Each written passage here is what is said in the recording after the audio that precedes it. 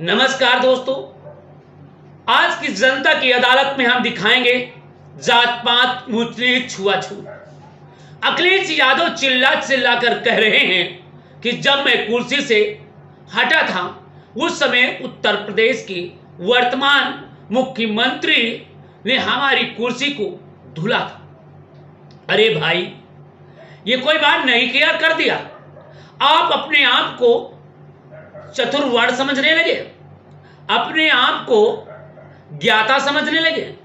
अरे आपको तो शूद्र श्रेणी में हैं, मगर क्या आप सत्ता पाने के बाद आप भूल गए कि मैं सबसे बड़ा? हाँ, जब तक आप सत्ता के करीब रहे तब तक तथाकथित मनु द्वारा तथाकथित मनुवाद के साथ में घिरे रहे, जिसके चलते आपने बाबा साहेब डॉक्टर भीमराव अंबेडकर द्वारा दिए गए संविधान और मौलिक अधिकारों को कुचलने का काम किया।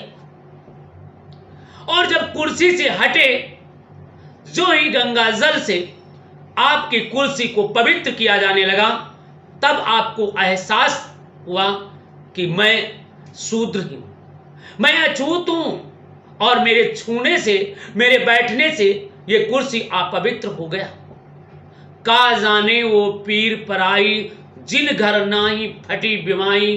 तो शायद सीएम साहब अगर यही समझ गए होते तो शायद बात जो बाबा साहेब डॉक्टर भीमराव अंबेडकर द्वारा दिए गए भारतीय संविधान में आरक्षण के तहत न जाने कितने सालों तक दबे कुचले शोषित और वंचित समाज के लोग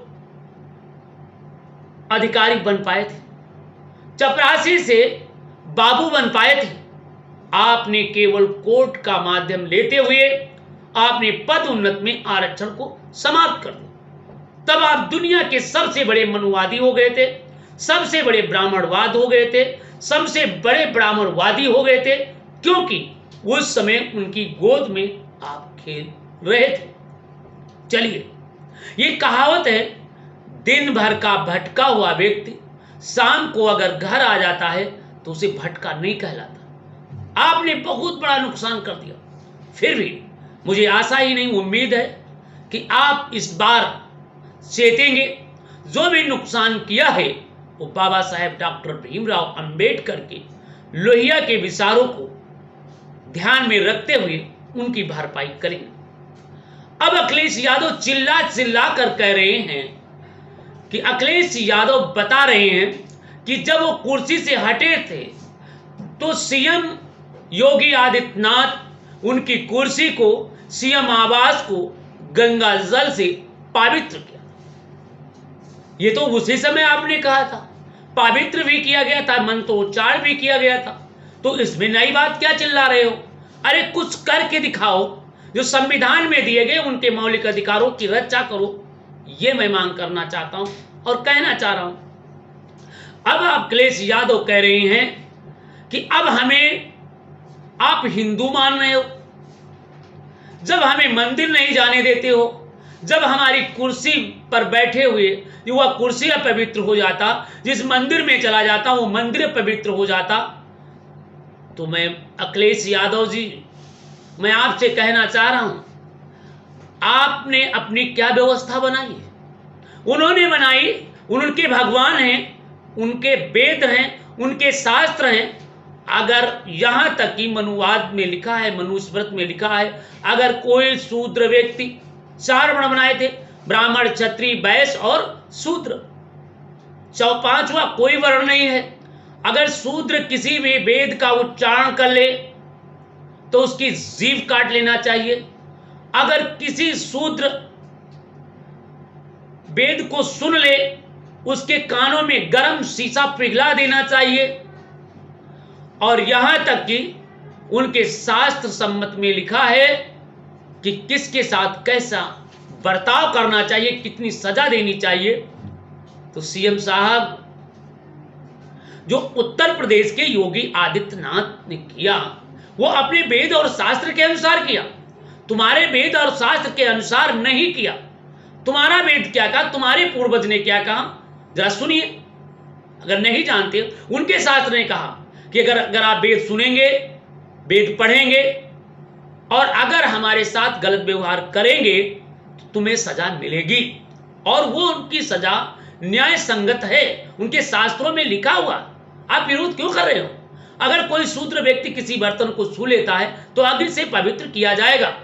अगर कोई शूद्र व्यक्ति कुर्सी से बैठ जाएगा तो उसे हम पवित्र करेंगे, ये लिखा उनके शास्त्र में। तो भाई वो दीवार धुले तो क्या किया? इसमें गलत क्या किया? अपने आप को शूद्र ना समझ करके आप ब्राह्मण समझ गए, आप वैश्य समझ गए, आप क्षत्रिय समझ गए, यह आपने बड़ी भूल किया और आपको वही सजा मिली जो उनके साथ संगत में लिखा हुआ है। आप भगवान कह रहे हो कि भगवान के यहां मैं जाता हूं तो मेरे मंदिर में नहीं जाने देते, भगवान आप पवित्र हो जाते। बिल्कुल सही, होना भी चाहिए। भगवान तुम्हारे हैं कि इनके हैं? भगवान इनके हैं कि आपके हैं? भगवान उन्होंने बनाया, जाति उन्होंने बनाई, तो आप क्यों नहीं जाते रख देते हो? तुम्हारे बुद्ध ने बताया था, धम्म दिया था।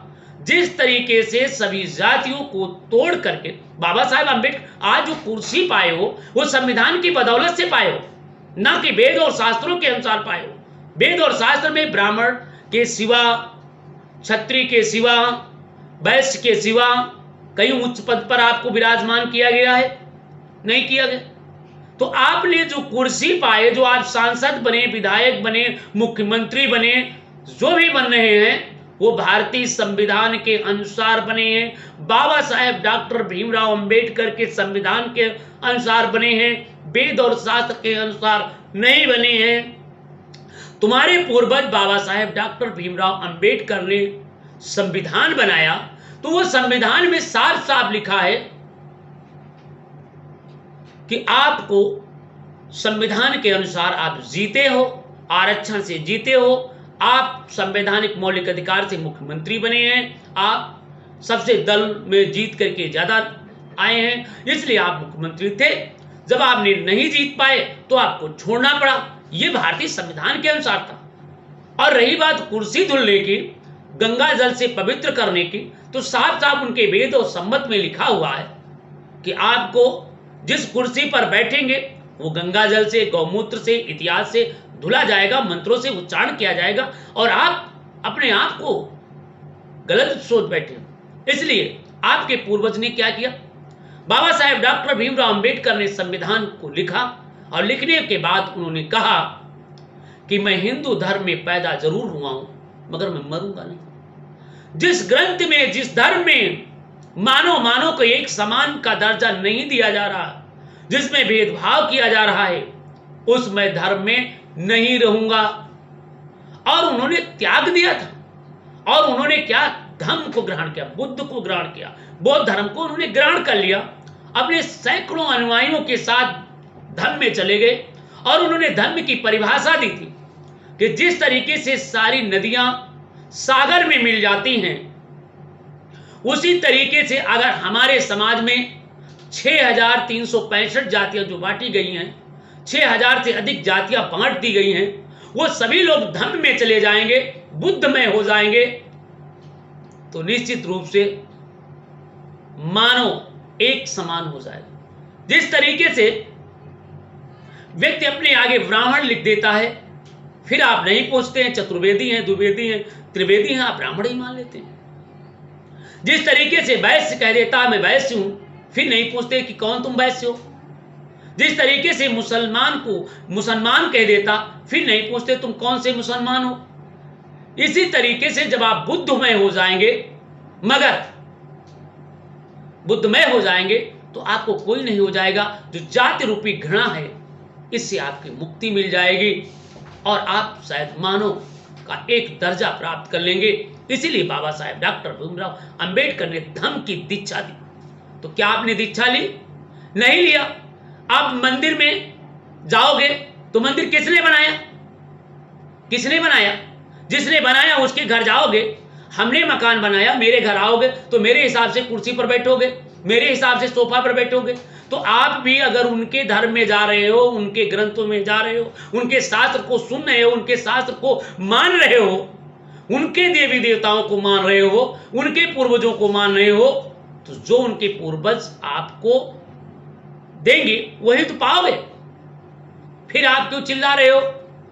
कि वहां की दीवारें चिल्ला चिल्ला कर कह रही हैं कि मेरी जो कुर्सी थी वो धुलवाई गई थी गंगा जल से। अरे हम तो गंगा जल की बात कर रहे हैं, वहां पर हम तो ये कह रही हैं कि आप हटे थे तो वो उसको गौमूत्र से छिड़क करके 100 बार 101 बार गौमूत्र से छिड़कना चाहिए था, क्योंकि जिससे तुम्हें एहसास हो सके कि तुम शूद्र थे, शूद्र हो, शूद्र रहोगे। क्योंकि तुमने बाबा साहब अम्बेडकर का संविधान का पालन नहीं किया। जो मुख्यमंत्री रहते हुए आपने एक भी बौद्ध का मठ का निर्माण नहीं कर पाए, आपने एक भी बौद्ध भिक्षुओं का सम्मेलन नहीं करा सके, आप एक भी बौद्ध अनुयायी को उपदेश नहीं दे सके। और आप अब देख लीजिए उत्तर प्रदेश की आपने अपनी शासनकाल में एक भी बुद्ध, जिन्हें बाबा साहब अम्बेडकर ने अनुयायी किए थे, जिन्हें बुद्ध ने अपना लिया था, उन्होंने बुद्ध को मान लिया था, धम्म को मान लिया था, और आपने किसी बताइए कि मैंने आज बुद्ध धर्म को सबसे बड़े वहां पर मैंने ये काम किया? नहीं किया। और आज देखिए उत्तर प्रदेश के मुख्यमंत्री योगी आदित्यनाथ सुबह उठते हैं, धम्म नहीं अपने मंत्रों का उच्चारण करते हैं।